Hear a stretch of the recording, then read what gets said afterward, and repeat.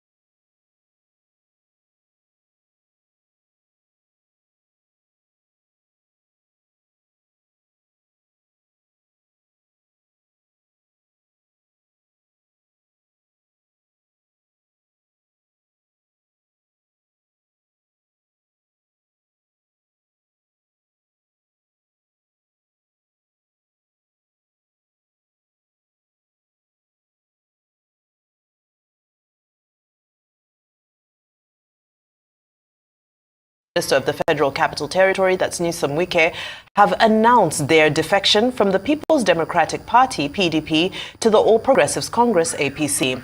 Now, the lawmakers loyal to Wike, the immediate past governor of Rivers State, announced their defection on the floor of the House during a sitting on Monday. Our rights correspondent Andy Omanu is standing by to give us an update on the political crisis in the state. Good afternoon, Andy. A very warm welcome to Newsday. Quite a shocker for many to wake up to today. Can you give us a bit of insight into the events that have transpired in Rivers State this morning? Oh, thank you so much. Good afternoon. Rivers State has been in the news lately precisely since October the 30th this year, when this same group of lawmakers loyal to the immediate governor of the state and the current minister of the Federal Capital Territory allegedly planned to impeach the sitting governor in the person of Sim Fubara. And since then, the political crisis in Rivers State has happened in what we call a theater in an episodic manner. And this morning, we woke up to the news that 27 of them, in the wee hour of this morning, find their way into the hallowed chambers of the State House of Assembly complex.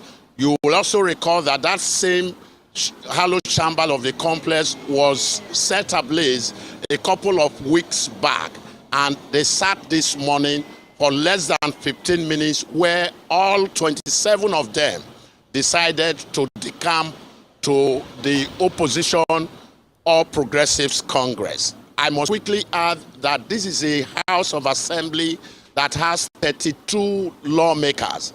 And so if you take 27 from 32, what you have left is 5. And even that 5, the entire 5 are not following the incumbent governor. It is only 4 of them that are following, because 1 is a Labour Party legislator. And so that is the situation we have at hand right now. And it will be very, very appropriate to say that there is an uneasy political calm in Port Harcourt, the Rivers State capital, as we speak, because everybody, especially those who don't have their finger in the political happening in this state, are watching to see what is going to happen next. As I speak with you, the governor is having a State Executive Council meeting in Government House, and I want to believe that this defection by the 27 lawmakers that used to be in PDP to the APC will be on the top agenda of that discussion. And so that is where we are now. We are trying to track who and who we needed to talk with. First of all, we want to meet with the acting chairman of the PDP to find out his perspective about what has transpired today. What is going to be in it for his party? Is he going to move like the 27 lawmakers who have all of a sudden jumped ship to the opposition political party, the APC? And so this is where we are. And I want to believe that between now and evening, a lot of political talks are wagging already. A lot of permutations are on. People are saying a lot is going to happen between now and weekend. But we are waiting to see how the political pendulum will swing. With the movement of these 27 lawmakers having moved, are we going to have other movement of other political heavyweights in the PDP in Rivers State to probably the opposition or Progressives Congress? The days ahead will surely let us know that. Over. Indeed. Thank you so much, Andy. Now, you did mention that the governor is currently in a meeting. Of course, it might have plenty to do with this defection.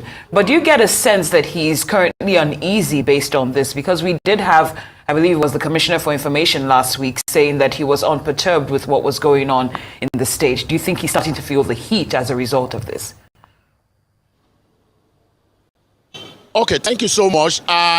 For me, I would want to say that, yes, even if the governor has been unperturbed about the political situation in the state, what has happened today is likely going to give him some deep introspection. He needs to do that, because if you have a 32 legislators in the House of Assembly where you are the governor. Remember, there are three arms of governor: the executive, the judiciary, and the legislature. And if 27 of the lawmakers have moved to the opposition political party, it's just likely that they have something politically up their sleeve. And I don't think the governor should still be unperturbed at this stage that we have gotten to in the political development of Rivers State. He must be conscious of what he wants to do, because if he has not killed his lions before now, I think this is the time to do it, because the lawmakers those who have moved today seems not to be backing down, because people are already very worried that how come that there is a court injunction saying no lawmaker should move into the hallowed chambers of the State House of Assembly to conduct any proceeding. We've had it. Today's zone makes it the second or the third time that this group of legislators have had an easy access into the hallowed chambers of the House of Assembly complex. And so I want to believe that the governor should, I don't want to say he should wake up. The governor should be worried at this point now, because like they say in Nigeria politics, when situations are the way they are here now,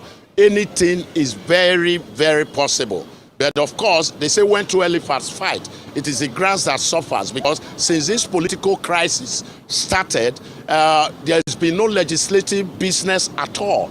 Bills have not been passed, except one or two of them that were haphazardly passed, debated in the floor, and it was not by the entire House as it were. And so that is where we are. The governor, I want to believe, will want to start thinking of what to do next, even as the 27 opposition legislators are also plotting what they intend to do next in this political chess game. Right. Andy, I know we just have, some very few moments remaining, but very quickly, of course, what everybody is thinking and not saying is the big I word, which is impeachment. Just giving your sense of what's happening on the ground, are there still any windows for Governor Fubara to escape this? Well, I think if I get you correctly, when political situations turn the way they are now, right now, in any state, especially since the birth of this current republic, 1999, what many will be thinking about, even those who are political, is that there is going to be a likely impeachment. But nobody can put a finger on that right now.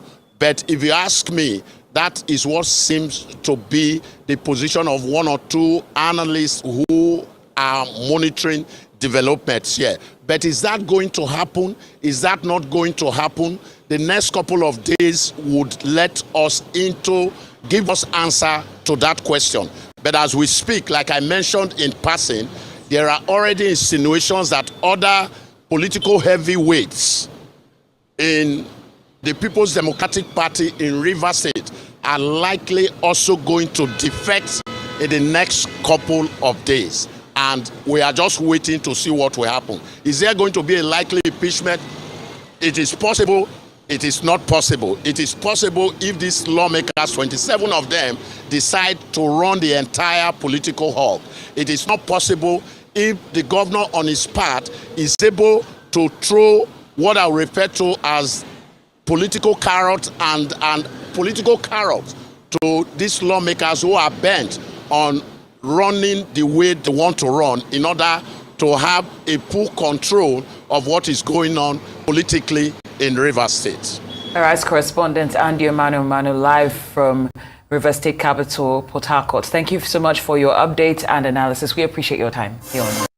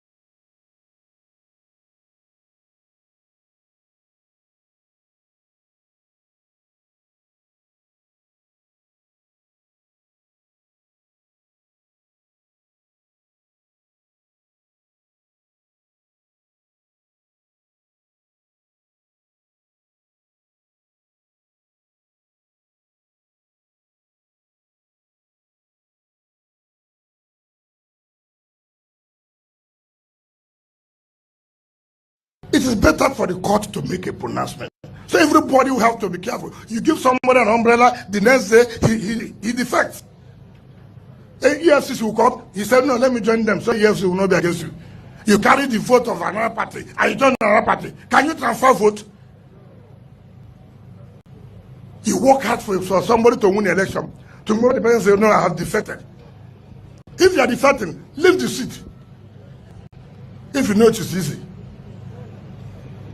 And this will checkmate most of the political harlots who will never sit one place, looking for excuses here and there. I was insulted by my ward chairman. I'm leaving the party. Look at it. They did not allow me to bring a councillor. I'm leaving the party. Because you believe that they cannot take your seat. This is a clear example. To strengthen democracy, it is better for the court to make a pronouncement. So everybody will have to be careful. You give somebody an umbrella, the next day he defects. EFCC will come. He said, no, let me join them. So EFCC will not be against you. You carry the vote of another party and you join another party. Can you transfer vote? You work hard for somebody to win the election. Tomorrow the person say, no, I have defected. If you are defecting, leave the seat. If you know it is easy. And this will checkmate most of the political harlots who will never sit one place, looking for excuses here and there. I was insulted by my ward chairman. I'm leaving the party. Look at it. They did not allow me to bring a councillor. I'm leaving the party. Because you believe that they cannot take your seat. This is a clear example. To start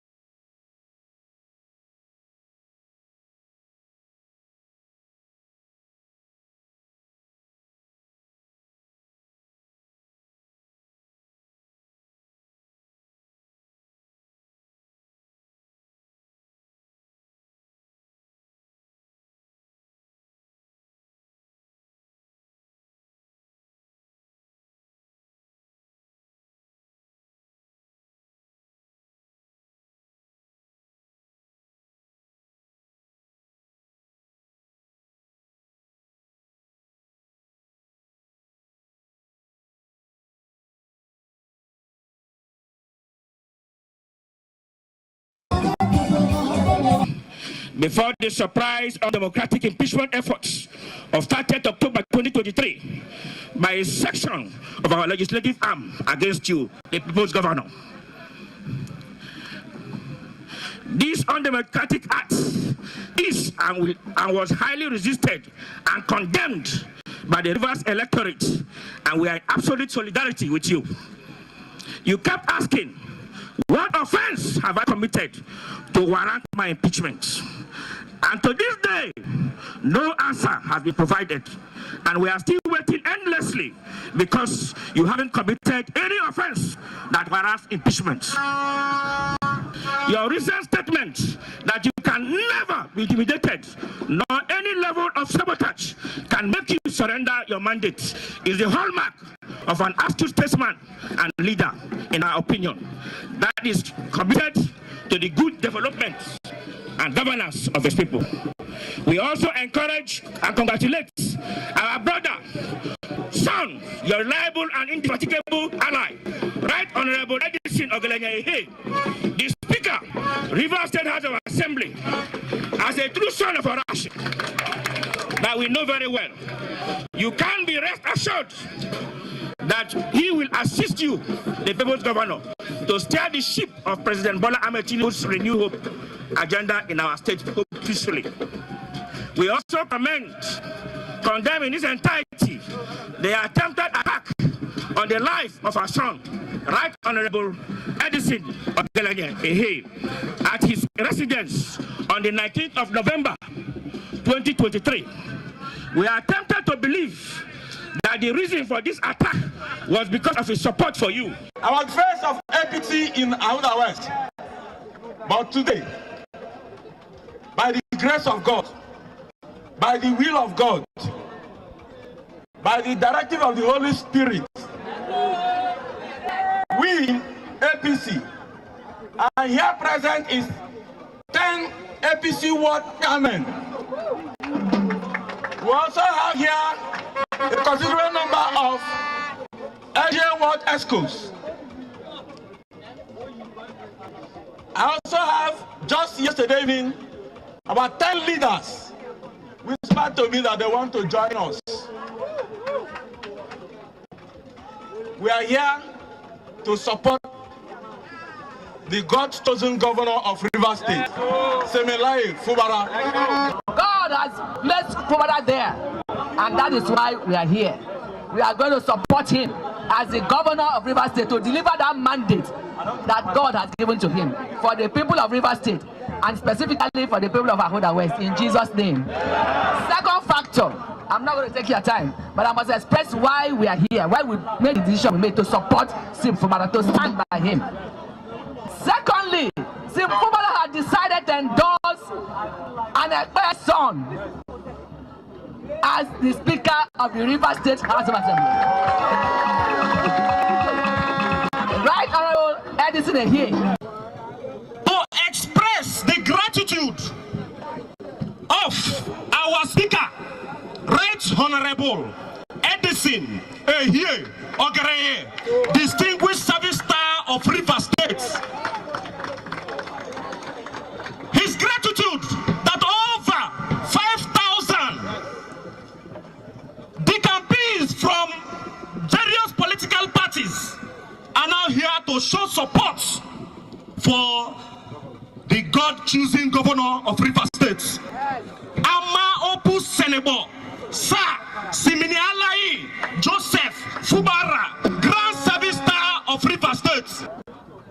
The Speaker of the 10th Assembly, Right Honorable Edison Ehie, he has said I should greet you and tell you that at the appropriate time he will come to speak to his maternal people. He is Econo Ahuda West.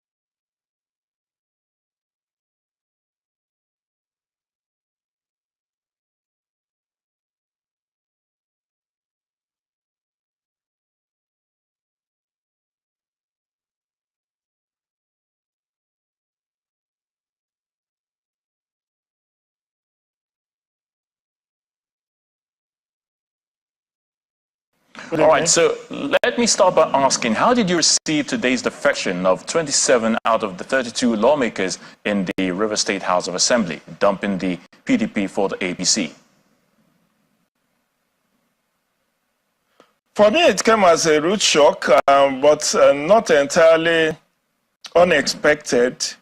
Why it was shocking was because I thought with the president's intervention some weeks back, the two warring factions will have sheathed their sword and allow peace to reign. But as one of the earlier commentators said on ground in Port Harcourt, the fact that APC last week or thereabouts dissolved its River State State Working Committee was a prelude to what we saw today, in which case they knew, they had it in the offing that these lawmakers were going to come. And so they've dissolved the State Executive Council and believing that these people will be accommodated in the new executive that will be put in place in days to come. But this is just going to allow the crisis to fester, given the fact that as it is now, we are having a lot of monumental losses. I don't know how the governor of the state intends to present his 2024 appropriation bill of 800 billion. Will he present it to the 4 lawmakers who are left? Because now 27 has defected, 1 has died, and so the faction has only 4 lawmakers with them. So will it be proper, and can you say lawmakers, 4 lawmakers can legislate for the state out of 32? So that's the conundrum. And for those who are saying the seats have been declared vacant, it's only the Speaker of the State House of Assembly, according to Section 109, subsection 2 of the Constitution of the Federal Republic of Nigeria, 1999, as altered. It's only the state speaker, the State Assembly Speaker, that can write officially to INEC to declare those seats vacant. Will the Ehie faction, constituting just 4 people, be in a position to write the INEC chairman to declare these seats vacant? So it's thrown more questions than answers, but I think this is something that leaders of thought in Rivers State should mediate and allow sleeping dogs to lie. I mean, yes, on Wike, the godfather of Rivers politics as of today, said the rift is as a result of the political structure that the governor wants to hijack. So if it takes the mediation of elders, both partisan and non-partisan elders of Rivers State, something should be done quickly before we start losing lives in Permit me to come in there. Of course, the River State, we know that the House of Assembly has a long history of political crisis, but some observers think this is coming in too early in the administration of Governor Siminalayi Fubara. Do you think so? Do you share this thought? Very well. I mean, there's no two-way about it. This is an administration that is barely 6 months old, and you are already in a crisis situation like this. So it portends ill wind that blows no good for an administration in its infancy to have this kind of political crisis on its plate. Like I said, it's going to impact on governance. Already, the arson that took place on the State House of Assembly will cost us billions of naira to fix. Recall that on the 30th of October, the dawn of 30th, the State House of Assembly was set on fire by an unknown arsonist. So that is already an economic loss. And then you have scenario where there have been allegation of assassination attempt on the Ehie's group, the speaker of the four-member group. And we don't know what fallout will come in the days to come unless this is quickly checkmated. Then we now have the security agencies allegedly taking sides, and that is not good for the image of the Nigerian police. So the bottom line is that I will still make appeal to leaders of thought, both in APC and PDP, to quell this fire before it consumes our lives. Yes, properties have been lost, time has been lost, but more importantly, it's impacting negatively on governance in the state. Oh, definitely. So it's too early in the day to have this kind of crisis on your hand. All right, Mr. Julio, geopolitical affairs analyst, we thank you for your thoughts on the news at 10.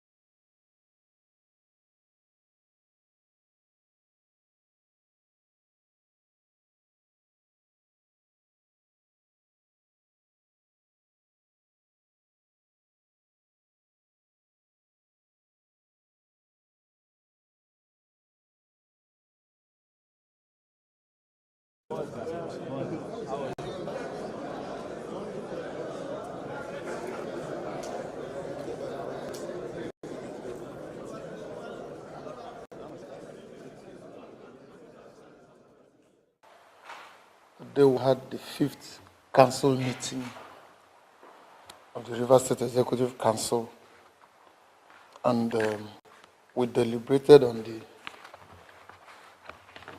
medium-term expenditure framework, which is usually a precursor to discussing the budget. Is an act of the Rivers State House of Assembly, law number 8 of 2010, that makes provision for preparation. And that document, an 86-page document, was also presented for consideration, which had the budget estimate. The council deliberated on the budget estimate so presented by the Commissioner for Finance, and concluded that it was a well thought out document, and the budget estimate for 2024 is 800 billion. It was 500 and something in 2023, but because we had a 100 billion supplementary act, which was part of what we used for the ring road, so it moved it from what it ordinarily should have been, considering the inflationary trend, to about 800,000. And this budget is tagged budget of renewed hope, consolidation and continuity. It has 412 as capital, and then 361 as recurrent, with a 21 billion reserve. These were the major deliberations we had today. And on infrastructure is taking the lead with about 128 billion of the budget, and then followed by education, health and security. These are essentially the main focus of this budget. We have, by the time it gets to the State House of Assembly, the public will be made to see and understand all the projections and the fundamentals. But basically, as the name implies, the essence of the budget is to give the people of Rivers State, the residents of Rivers State, renewed hope, and to ensure that there is a consolidation and continuity in what has been happening, particularly in terms of the harvest of projects we've been having in the state, and of course, other areas, particularly human capital development, security,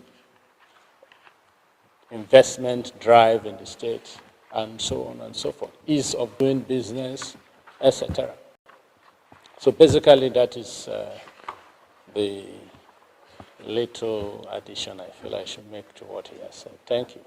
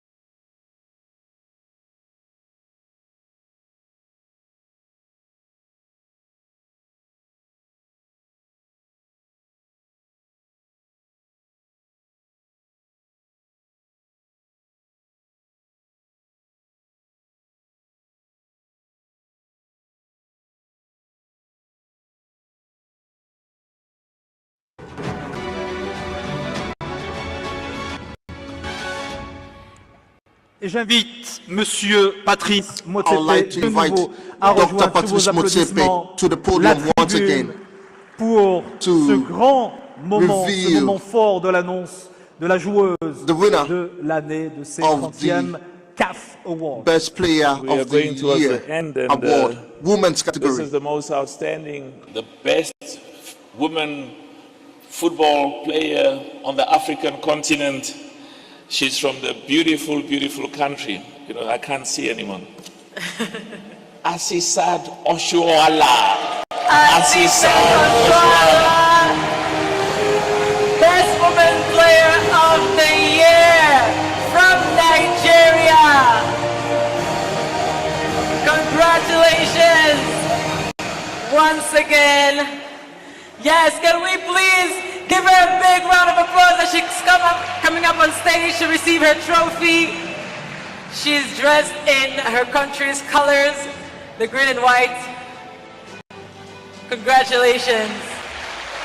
Asisat Oshuala, joueuse africaine de Asisat l'année, Oshuala, qui reçoit son Women's trophée des Player mains de of the Monsieur Year, le Président. who just received the trophy from President Patrice Motsepe. Good evening, everyone. I'm sorry, I'm nervous.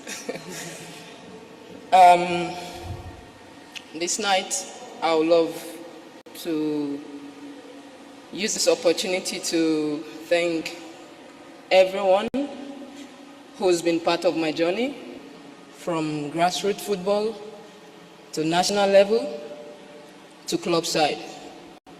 Because without you, my coaches, my teammates, there will be no me. Football is a team sport. It's a team game. And I will urge all the federations in Africa to please, please come together. Let's work together and build our continent. Let's make it the best in the world. It is very, very possible. It happened the last World Cup, the Men's World Cup. We saw what happened. We shocked the world. And the last World Cup, all the national team from Africa that represented Africa in Australia, we made history. And I believe before the next World Cup, we can get better. We can do better. And we can win it for sure. Because at the end of the day, if we don't support ourselves, nobody will come down to Africa. Nobody will come to this continent to support us. We have to work together as a team because football is a team sport. Let's start at home and go to the world and conquer it. Thank you very much, and God bless everyone.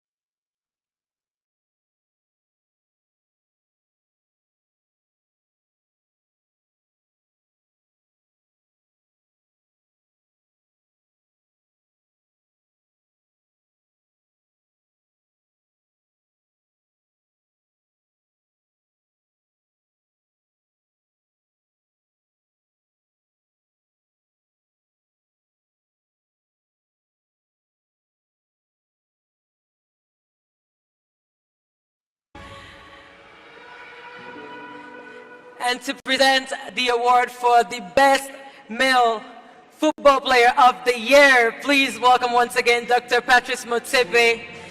He has tonight the destiny of these three brilliant young men in his hands. I think we should start by clapping hands for all three. They are the best. They make us proud. They are the best from the continent. Each of them is a winner. And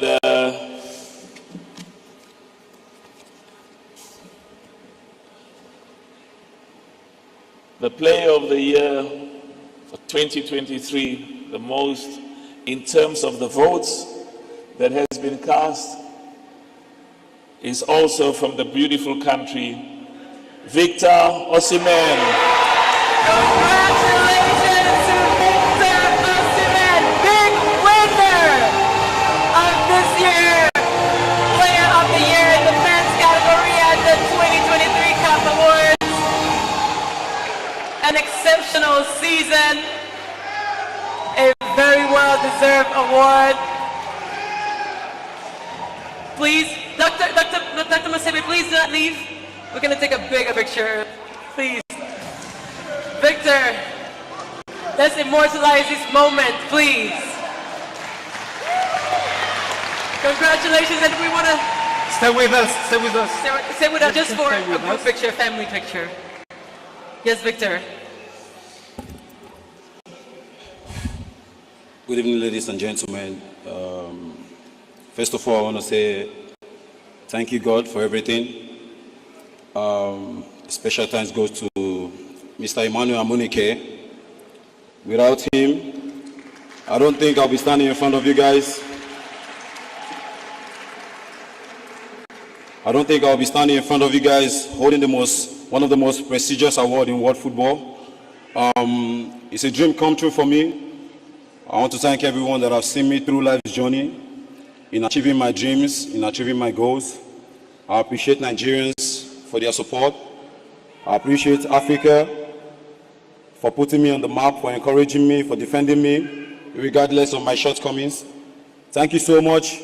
I also thank Emmanuel Adebayo for his encouragement. Solomon Kalu, I appreciate you.